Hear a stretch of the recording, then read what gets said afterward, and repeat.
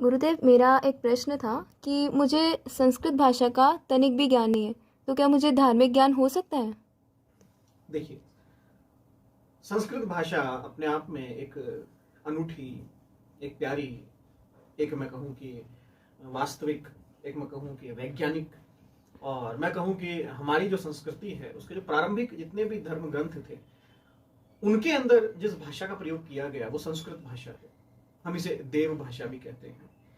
और देव भाषा हम इसलिए कहते हैं इसे क्योंकि हमारे जो सबसे पवित्र ग्रंथ हैं जिन्हें आप वेद कहते हैं, वेदों की जो भाषा है वो संस्कृत है।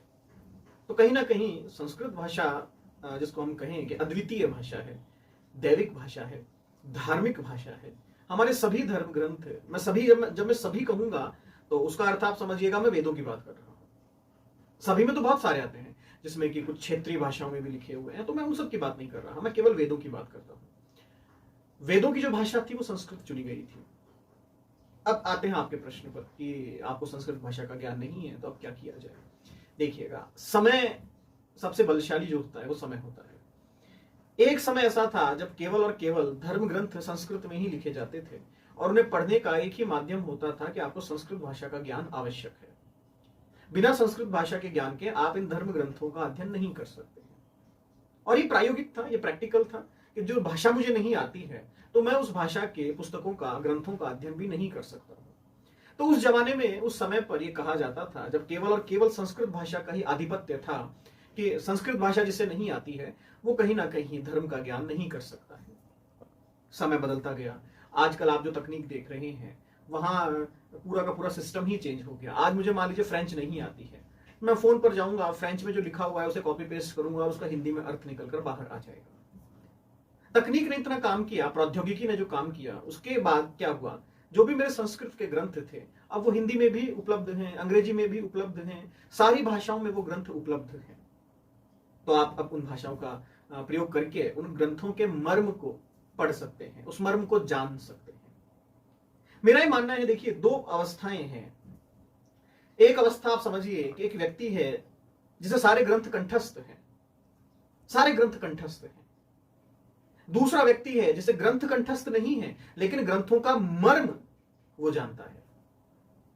ग्रंथ क्या कहना चाहते हैं उसे पता है, ग्रंथ की शिक्षाएं क्या है, ग्रंथ में जिसे ज्ञान कहा गया है वो वास्तव में ज्ञान क्या है वो उस व्यक्ति को पता है। तो मैं कहूंगा जो दूसरा व्यक्ति है वो ज्यादा श्रेष्ठ है अगर आप तुलना करें उसे पहले व्यक्ति के साथ। क्योंकि पहले व्यक्ति की अवस्था है वो उस तोते के समान है कि जिसे बोलना तो आता है, जिसे शब्दों पर पकड़ तो है, लेकिन उसका मर्म उसे नहीं पता, उसका अर्थ उसे नहीं पता। अगर आप पूछेंगे भैया इसका अर्थ बता दीजिए तो कहेगा देखिए अर्थ मुझे नहीं सिखाया गया, मुझे केवल इसका अनुवादन सिखाया गया, मैं इसका केवल अनुवाद कर सकता हूं, मैं केवल उसका उच्चारण कर सकता हूं, ज्यादा मुझे इसकी डिटेलिंग नहीं पता, मैं मर्म तक नहीं पहुंचा। भाषा एक माध्यम हो सकती है, भाषा आपके और मेरे विचारों का आदान प्रदान करने के लिए एक माध्यम हो सकती है, और भाषा माध्यम ही होती है, जिसको आप अंग्रेजी में कहते हैं कि ये वे ऑफ कॉन्वर्सेशन है, आपकी बातचीत करने का एक माध्यम मात्र है और कुछ नहीं। जिसे संस्कृत का ज्ञान नहीं है, ज्ञान उसे भी हो सकता है, केवल और केवल संस्कृत में ज्ञान हो यह आवश्यक नहीं है। अगर केवल और केवल संस्कृत से ही ज्ञान आएगा तो जिस व्यक्ति को तमिल और तेलुगु आती है तो क्या वो अज्ञानी हो गया? केवल और केवल संस्कृत से ही ज्ञान आएगा तो वो व्यक्ति जिसे हिंदी आती है क्या वो अज्ञानी हो गया? जो व्यक्ति कहता है केवल संस्कृत ही ज्ञान दे सकती है तो जो अंग्रेजी, फ्रेंच, ब्रिटिश या बाकी भाषाएं जानता है क्या वो अज्ञानी हो गया? नहीं, अज्ञानी नहीं है। मुझे मर्म जानना है। आपने जो शब्द कहा कि मैं क्या धर्म को जान सकती हूं, क्या मैं धर्म को पहचान सकती हूं क्या, तो संस्कृत केवल एक भाषा है, एक माध्यम है। हाँ, ये अलग बात है कि हमारी संस्कृति के जितने भी पवित्र ग्रंथ हैं वो संस्कृत भाषा में लिखे गए हैं, तो ये तो कोई संदेह ही नहीं है कि संस्कृत कोई दोयम दर्जे की भाषा है या कोई हल्की भाषा है, ऐसा तो बिल्कुल नहीं है। संस्कृत उच्चतम भाषा है, सर्वश्रेष्ठ भाषा है, लेकिन अब व्यवस्थाएं बदल गई है। आज का जो युवा है, आपके जैसे जो युवा ये कहते हैं कि हमें संस्कृत में ज्यादा गहराई में नहीं जाना है लेकिन हम इन ग्रंथों को जानना चाहते हैं, तो मैं तो कहता हूं कि ऐसी व्यवस्थाएं होनी चाहिए कि इन ग्रंथों को हम बाकी भाषाओं के अंदर भी बच्चों को पढ़ाएं। धीरे धीरे आपके अंदर रस पैदा होगा, धीरे धीरे आप चाहेंगे कि यार अब मैं संस्कृत भी पढ़ूं। धीरे धीरे आपके अंदर एक इंटरेस्ट जिसे आप कहते हैं वो जब पैदा होगा तो आप स्वतः ही संस्कृत की तरफ मुड़ जाएंगे। संस्कृत कोई कठिन भाषा नहीं है, लेकिन हाँ, चूंकि हमारी दिनचर्या का ये हिस्सा नहीं है, ये मेरी डेली लाइफ का भाग नहीं है, इसलिए मैं संस्कृत से दूर हो गया। आपको हिंदी किसी ने सिखाई नहीं थी, लेकिन अखबार को आप पढ़ रहे हैं, मोबाइल में आप हिंदी पढ़ रहे हैं, न्यूज चैनल भी आप हिंदी का देख रहे हैं, आपस में हम संवाद कर रहे हैं वो भी हिंदी का हो रहा है, तो स्वतः ही आपका मस्तिष्क जो है उस भाषा के लिए तैयार हो जाता है। क्योंकि संस्कृत के लिए अभी ऐसी व्यवस्था मेरे समाज में नहीं है, पहले थी अब नहीं है, तो ये तो तय है कि संस्कृत से आपकी और मेरी काफी दूरी हो गई है।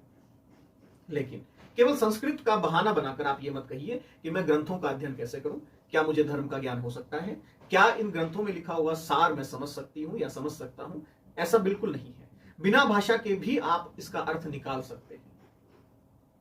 जब मैं आपसे कहता हूं अहम ब्रह्मास्मि, तो आप ये मत कहिए पता नहीं क्या कह दिया इन्होंने। जब मैं कहता हूं तत्वमसि, तो ये मतलब ये कि पता नहीं क्या कह दिया इन्होंने। आप जाइए नेट पर, शब्द डालिए, नेट आपको 1000 व्याख्याएं निकाल करके दे देगा।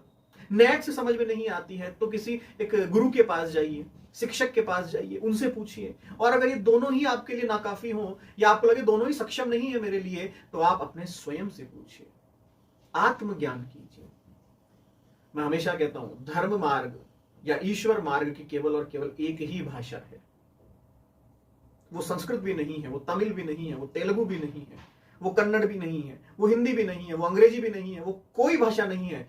धर्म और ईश्वर मार्ग की केवल एक ही भाषा है और वो है मौन। जब शब्द भी ना रहे, जब शब्द भी समाप्त हो जाए, वही भाषा है ईश्वर की भाषा। क्योंकि शब्दों में तो आपका अनुभव दिखाई देता है, शब्दों में तो जो आपका पूर्व काल का अनुभव है, जो इतने 20, 25, 30 सालों में आप, ठीक है आप युवा हैं तो 25 सालों का जो आपका अनुभव है वो आपकी भाषा में छिपा हुआ मुझे दिखाई देता है। वहां तो आडंबर भी हो सकता है, वहां तो दिखावा भी हो सकता है, छलावा भी हो सकता है। मौन, जब मैंने शब्दों को भी गिर दिया, जब मैंने शब्द भी समाप्त कर दिए, वो है मौन। और जब शब्द जाएंगे, जब शब्द खत्म हो जाएंगे, समाप्त हो जाएंगे, तब जो उतरेगा आपके मन में वो ईश्वर होगा। ठीक है, तो बिना संस्कृत के भी आप ज्ञान कर सकते हैं, ऐसी इसमें कोई संदेह वाली स्थिति नहीं है। आप जाइए, अध्ययन कीजिए, और अगर नहीं आता है तो आप मेरे पास आ जाइए। ठीक है।